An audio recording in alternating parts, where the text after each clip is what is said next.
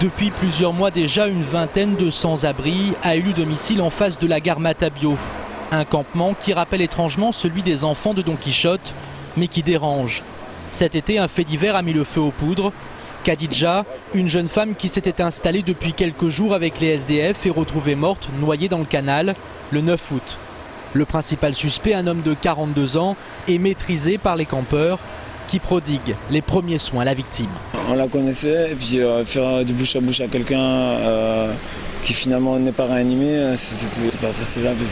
Est-ce qu'on vous a fait porter le chapeau Oui, il y a des gens qui passaient, qui s'arrêtaient au feu rouge. Et dès que ça passait au vert, assassin et tout ça. Le mal est fait. Et la situation n'a que trop duré pour la municipalité.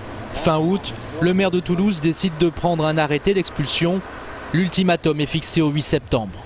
En ce qui me concerne, je me battrai toujours contre les zones hors droit de la République. Et donc, Pierre Cohen, si dans 8 jours, rien n'a bougé, c'est l'expulsion? Oui. Les conditions de vie sur le campement, de sécurité, d'hygiène, n'étaient plus du tout réunies et le campement avait pris un aspect ingérable. Et donc, il était important qu'il soit levé, ça ne pouvait plus continuer comme ça. Cet arrêté, oui, a révolté à la fois les gars et autant les associations de soutien des personnes à la rue, puisqu'on ne peut pas entendre ça d'une mairie de gauche. C'est quand même rétablir le droit républicain. C'est plutôt des propos qu'on peut entendre pour une autre majorité, quoi. Le dialogue entre les principaux acteurs du dossier s'est finalement établi avant la date butoir. Une solution temporaire a été trouvée. Les forces de l'ordre n'auront pas à intervenir. À quelques centaines de mètres de là, un terrain municipal a été aménagé à la hâte. 2 Algeco, dont un avec des sanitaires et du bitume pour installer les tentes. Ce matin, c'était donc l'heure du grand nettoyage et du déménagement rue des Raisins. On est content, on commence à croire sérieusement. Ça va être un nouveau départ ou pas? C'est possible. Pour beaucoup, c'est possible.